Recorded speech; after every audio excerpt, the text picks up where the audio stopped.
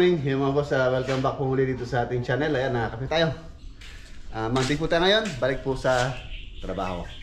Medyo natapos na yung ating mahabang bakasyon.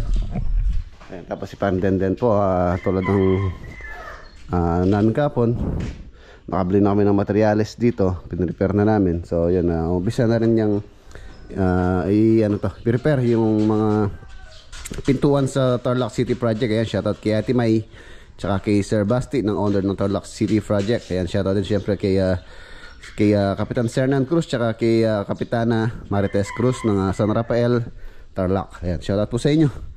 Ayan, prepare na po ito, prepare for pintura. Ito ano to, varnish. Yung mga flash door natin, yun yung ating duko finish. Ayan to, varnish. Mga panel door to, bali yung panel door na to 10 po ito, 5 sa ilalim, 5 sa taas. Itong ganitong panel door. Tapos yung mga flash door na ganito, flash door, ang flash door po ganito, ano siya, frame siya ng kahoy, tapos plywood yung kanyang pinaka gitna, tapos meron siya mga stud sa gitna. Yan, yun po yung flash, natawag na flash door. Ayan, hindi siya solid, di katulad ditong tinatawag nating panel door. Panel door ibig sabihin is ano siya, solid door na matibay. Ito pang ano naman po to, pang kwarto. Ayan, pwede po yung mga yan. Siyempre pagka sa main door, mas maganda po yung solid door na matibay. Tulad nito is yung kanyang thickness nasa 5 cm. Tapos ano siya, tawag dito, makpal, matibay, kahit sipain mo, kahit masuhin mo, hindi mo masisira. Ayan. Itong naman flash door, ang disadvantage lang dito, ayan, malambot lang po yan sa gitna. Sa mga kwarto, yan po yung kung medyo wala kayong budget, yan, sa mga kwarto okay na po yung mga ganyang pintuan, flash door. Pero kung gusto niyo mas maganda, matibay, so mas maganda po siyempre yung ganito, panel door. Ang difference po pala nila sa presyo, itong flash door, ang presyo po nito is 1,800 isang peraso na ganyan pa siya. Hindi pa siya totally finished, wala pa siyang pintura, so wala pa siyang hinges, wala pa siyang doorknob.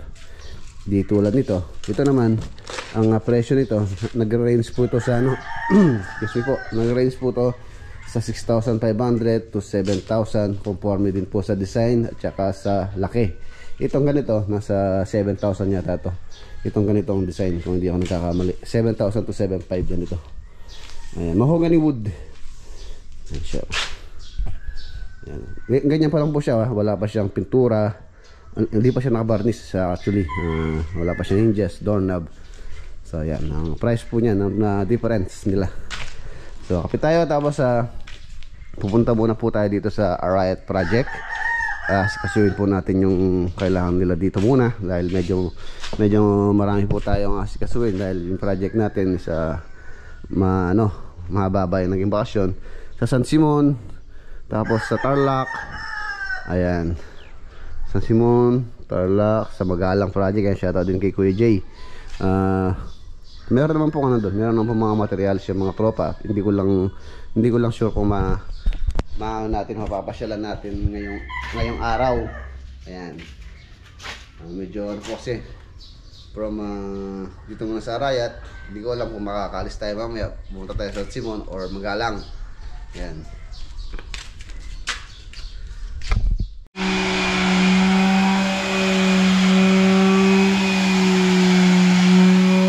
Yan lang po yung matagal dyan, yung preparasyon. Pero pagka ni-spray yan, tatayo lang lahat dito yan. Tapos insana na lang yung spray. Ayan yung ating mga materials dyan. Ayan, mga pang-pintura natin. Ang ginagamit po naming thinner, ayan, gold, superior quality. Then nakuha mo na yung ano dito din. Then nakuha mo na yung ano dito, yung pera. Ba, hindi mo pa kunin, baka maunahan ka pa ng iba dyan. Kunin ko na kanya pare. Meron kang bilhin yung talapya. Ayan o, nasa lupa. May ano po to, may pera sa loob ng thinner na to. Kaya gustong gusto din ng mga pintor, yung mga ibang pintor gustong gusto din magpabili ng ganito dahil nga meron silang pang merienda. Ayan, pang merienda siya din dyan. Ano yan? 20 yan. Ayun o. Saan? Pare. Ayun o. Ganyan. 20 pare. 20 no.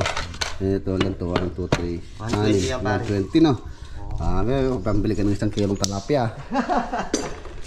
1 kilong talapia nasa 110 to 120 ang kilo po dito sa amin. Yan, gold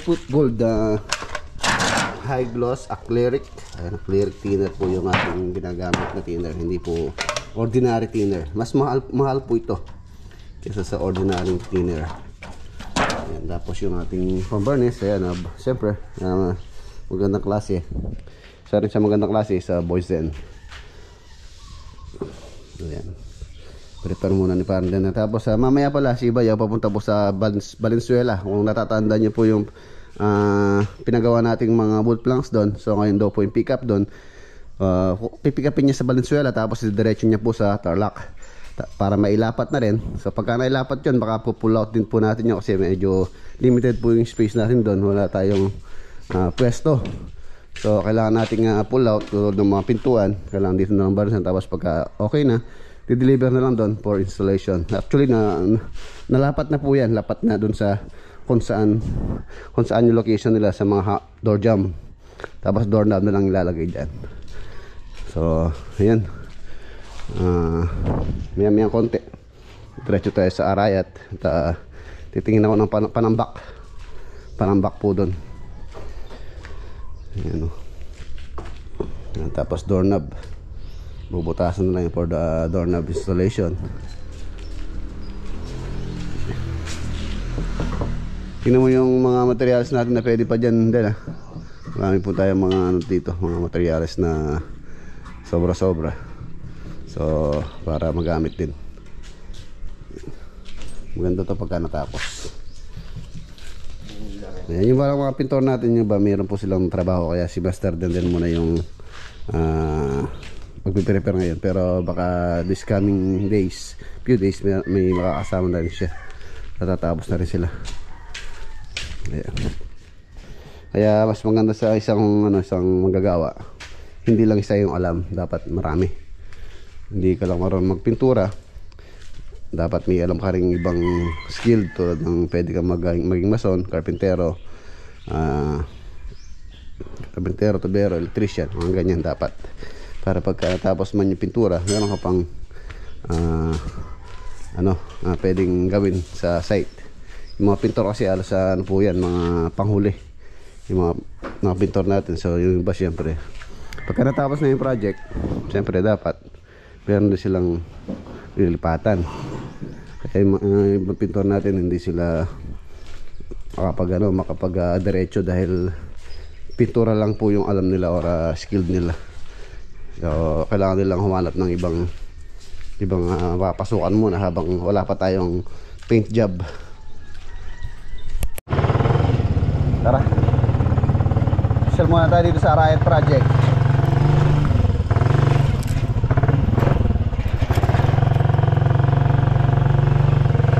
Go.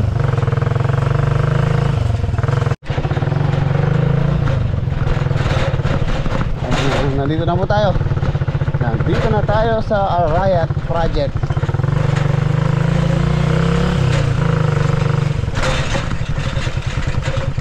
Yeah.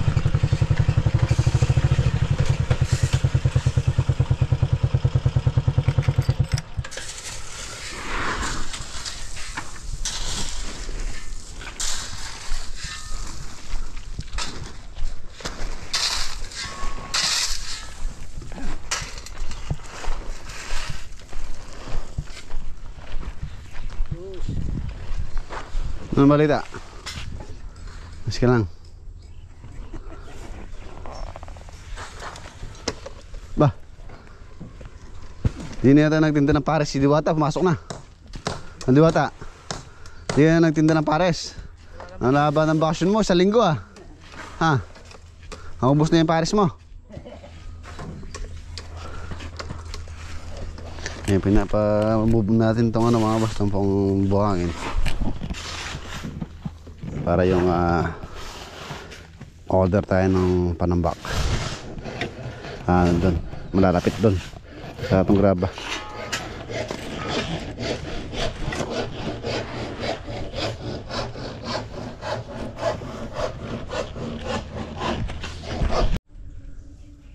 Ayan na po yung project natin dito. Halos lumilitaw na yung pinaka-framing nitong bahay, yung kanyang structural. Tapos yun, yung sa gawiron, isang sintado na lang po yun. Tapos ano na tayo for slab beam. Ayos, yung gitna na lang, ito na lang gitna yung naiiwan. Pinapauna ko na to. Sintahan nila ng isang patong yun. Tapos dito na sila sa loob. Titingnan rin po tayo ng ano ngayon, backfill or tambak para naka-ready na rin para matambakan at isa bago tayo mag-slab, maglagay ng tukod, meron ng tambak itong loob. Yung gagamitin natin dito, yung ating slab dito mga boss, ano na lang, conventional slab, kung saan plywood ang gagamitin natin. Plywood conventional.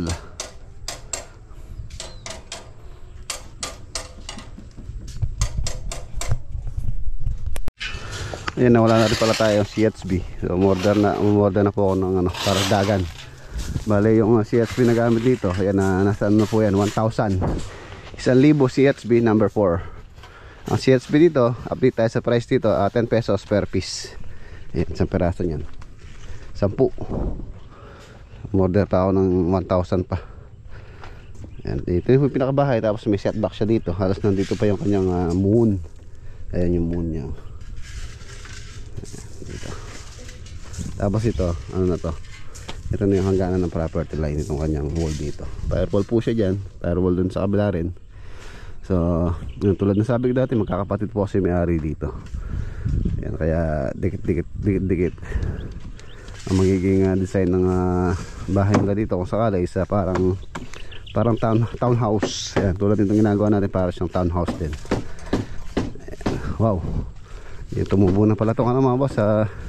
Update lang tayo dito sa palay natin. Hindi, palay ng mga farmers dito, yung tumubo na, green na, bumerde na. Tabayan ko lang po yung kausap natin sa tambak. Order akong tambak dito, baka sa farm magpa-deliver din tayo kahit ilan lang.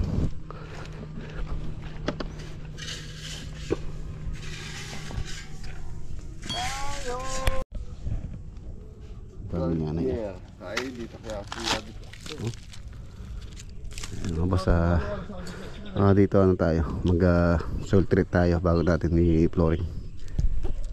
Maanay po dito sa location.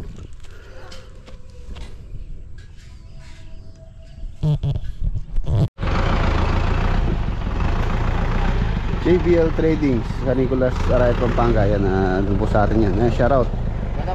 Shoutout.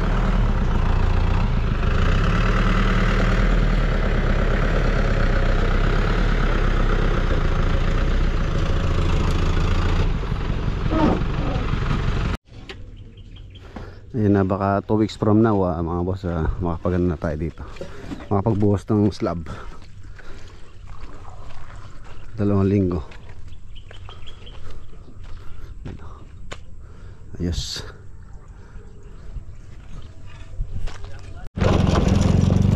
Ayan na mga boss, okay na.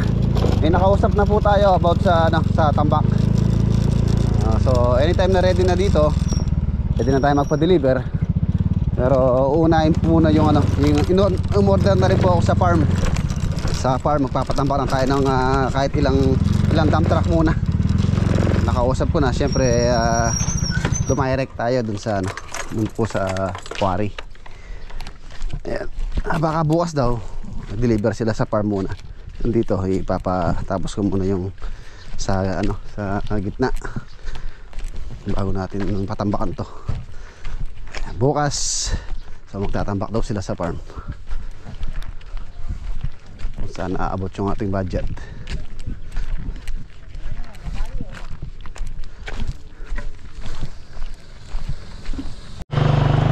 go.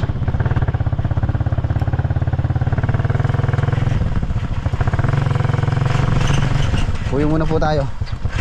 Uwi muna tayo sa farm. Silipin muna natin si paring Denden.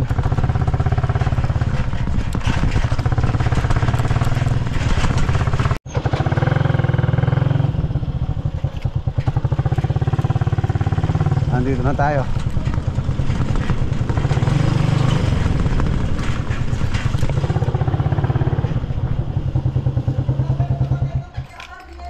Mana?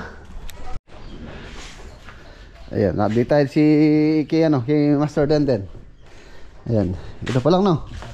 Wala ka pang natapos? Pare, nagbakalas ako ng masilya eh. Okay. Sige, kahit tayo. Mas mag-alas 12 na. Dito lang tayo mananghalian. Ayun mga boss, meron po tayong maliit lang naman na problema. Sa Tarlac project natin, meron po tayong kulang dun sa ating mga door jam. Kulang daw po ng isa. Ang pagkakalam po kasi kompleto na yon. So hindi natin alam, baka nagkamali tayo sa bilang. So kulang tayo ng isang hamba na yakal, 80 ang sukat. So pupunta tayo ngayon dito sa Cabiao, titingin po tayo ng hamba. Isang piraso lang naman para madala na rin po bukas. Ayan, let's go, tara. Takbo muna tayo ng Cabiao. Hanap po tayo ng isang pirasong hamba dun sa ating kinukuhanan dun.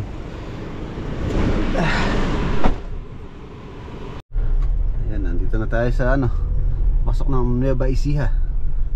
Ayan, under construction or rehabilitation itong tulay ng nagdurugtong sa Nueva Ecija at saka sa Arayat, Pampanga. Ayan, inaayos po nila. Ito na yung arko. Welcome Nueva Ecija. Tatan pala tayo kay Black Shadow mga boss. Yung pong pinabili niyang waterproofing sa atin last week, hindi pa niya nakuha dahil sa sobrang busy nila. Nasa sila ngayon, nasa bukid, naglilinang daw sila para second cropping. Yung po yatang inani niya is maganda yung naging resulta nung harvest nila last week.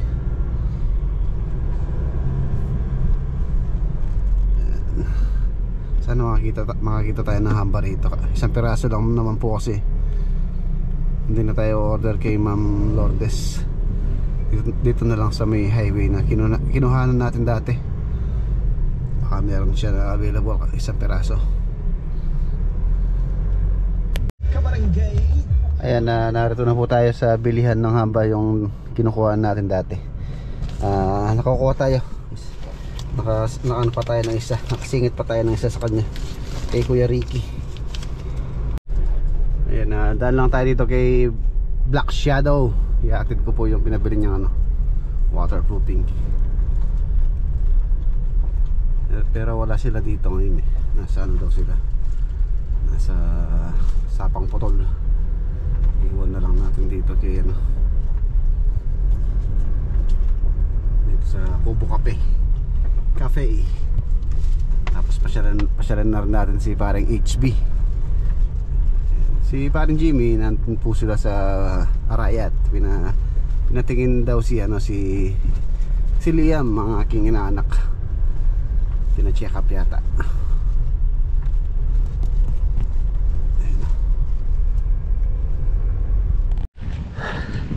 Ayan, ito yung taniman ni paring Hito Beer, paring HB. Ang tabayanan daw natin si paring Jimmy. Tabayanan natin dito. Magkano muna tayo, merienda muna tayo. May dala akong merienda.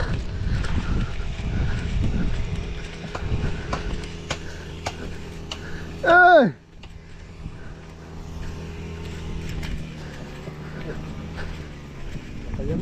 Mali yan na nung merienda tama. Oh, merienda mo na. Papakan niya. Bah, mga kayo pa. Oh. Sipag sipag ni paring HB nataon lang.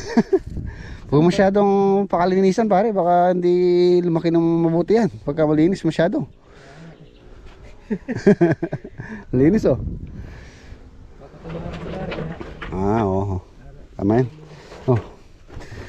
Magano tayo. Merienda muna tayo pare. Alas stress na oh. Wala si na black. Iwan ko na lang kay parang XB yung ano, waterproofing. Yung siguro yung waterproofing niya no. Tingnan nga natin yung ito niya.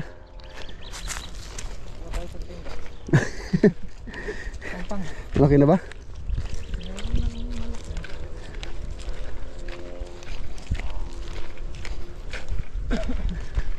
Ito siguro waterproofing.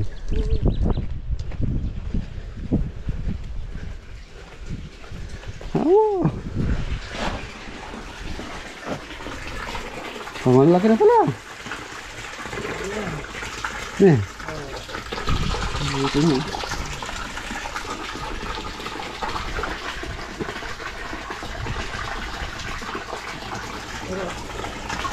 Oh. Meron na malalaki no. Dapat ikaya nila pare. Si kawali no nanonood ng mga dagol. Kulay na yung malaki. Sorting. Ito siguro yung mga waterproofing niya ito. Ano pabilis siya. Saka ito. Ha? 3 months, mahina lang makita. 3 months na, dapat meron ng pwede na siyang harvest dito. Ayan.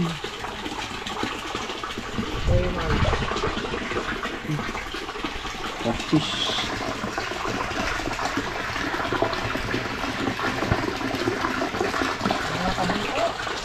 Ito, mga ka-HD. Ito pare.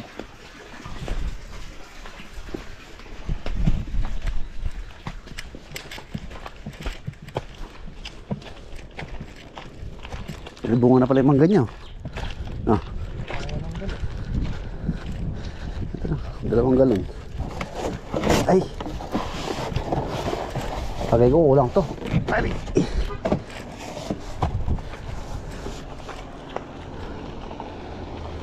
Tamiya. Owner.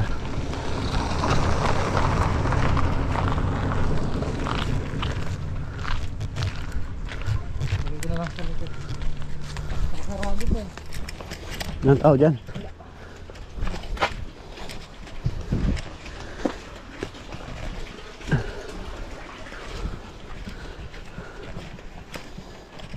Diba naman na pare? Para makapagtrabaho ko na rin. Ayan naman sa'yo. Na? Eh? Malapit naman ang piyesta sa inyo, di ba? Piyesta na lang. Oo. 5. Ayan pa natin. Tara. Kaya na ako siguro naman. Tumuro na ako kita. Pwede.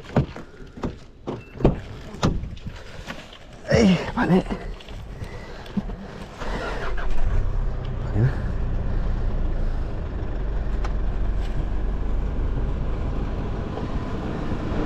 Okay pare. Okay, let's go. Dito na tayo dumaan. Iikot na tayo dito sa farm 1 ni Farm Jimmy. Makagabihin sila Farm Jimmy.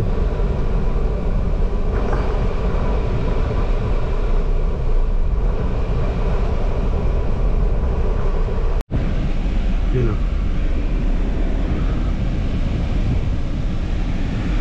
May tao doon sa kubo. Tutulog sa duyan.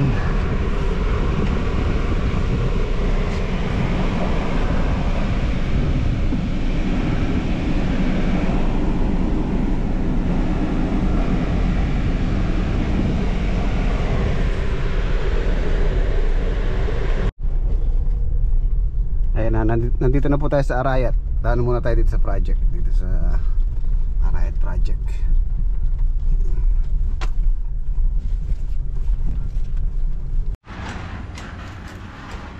Boss, beam na siya dito sa gawin rito. Nakafabricate na po yung kanilang beam.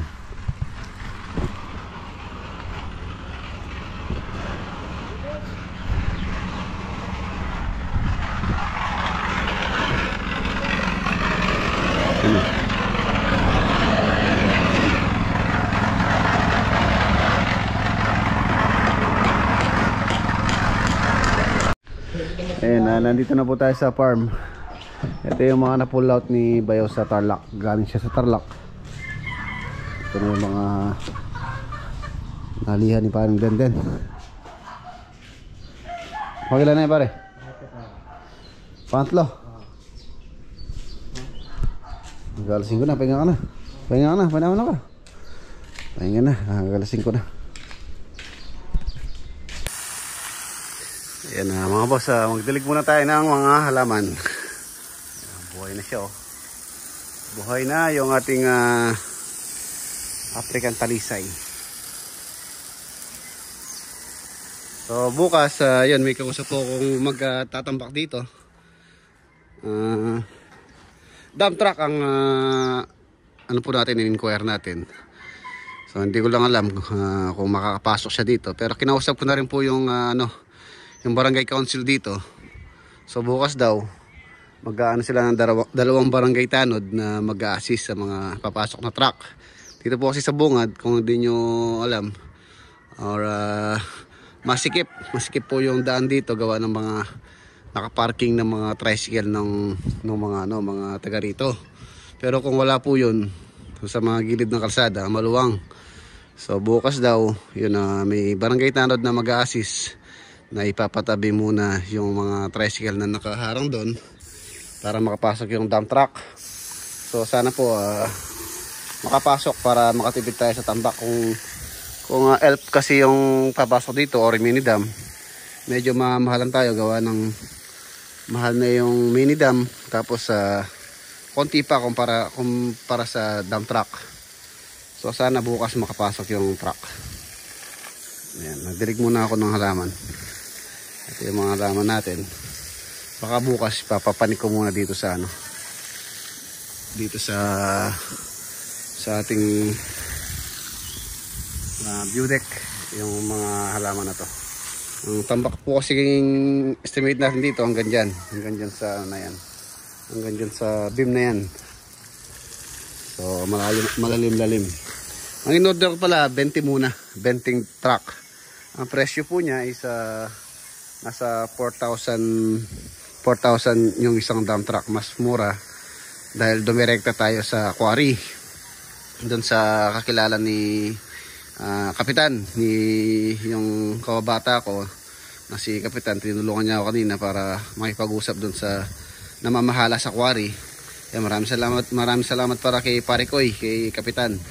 Natulungan niya tayong makahalap ng murang panambak. 4,000 isang dump truck ang kuha natin. Pero kung mag-ano ka, bibili ka dito, siguro nasa 4,500 to 4,800 ang presyo nun mga boss, kung hindi ka direkta dun sa quarry, kung wala kang kakilala dun. Sigurado mas mahal. Kaya bukas, ayan, 20 truck po yung aking in order. 20 dump truck. Para ma-settle na dito habang wala pa yung tagulan. So dapat na tayong maghanda para pagka naging okay na dito, natambakan na, so pwede na tayo magtanim-tanim ng ating gustong itanim. Hindi na babahain pagka po si ganyan nagtanim tayo.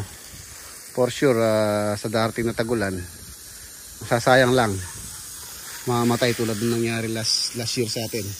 Ang dami kong biniling mga halaman na na fruit bearing na halaman, namatay lang. Bumili ako ng atis, lansones, langka, kalamansi. Ayan, nung dumating yung tagulan, so bumaha. Ayan, parang din. Mag-ano kami, magsha-shot kami. Ayan, meron tayong red horse, tsaka mag-iihaw kami ng dalag. Ayan, dalag. Ayun wow. Ang laki pare Oo, tama. Ihaw ng dalag tsaka red horse, no? Suelo. Patanggal ng alikabok. No din? Oo, tama yan. Sisipain ng kabayo ng lalamunaw mamaya. Sisipain ng kabayo. Ayun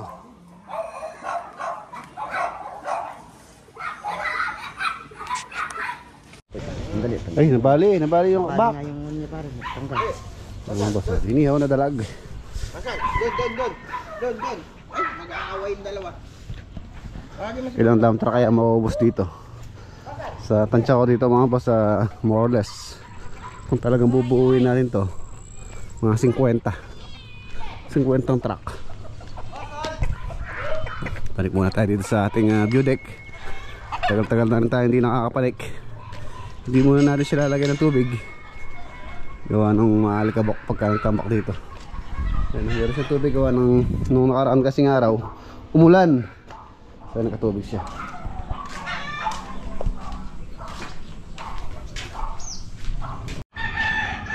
Yun na, yung ating mga ibon, no? Nagro-ronda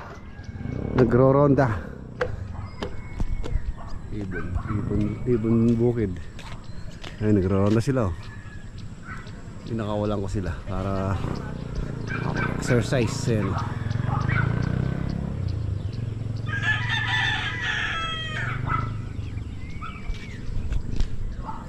Layo sila, oh.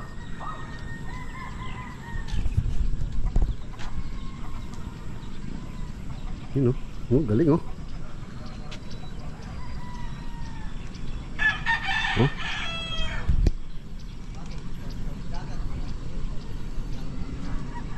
Kano magka-train ako dyan sa mga yan, sa mga YB, sa mga young bird po natin. Magka-train ako, magtotos ako. Medyo nagkaano na sila, medyo maganda-ganda na yung edad nila. So ayan na mga boss, dito ko na po tatapusin yung ating vlog for today. Kita-kita tayo bukas sa next upload. Ayan na, paalam po, God bless, ingat.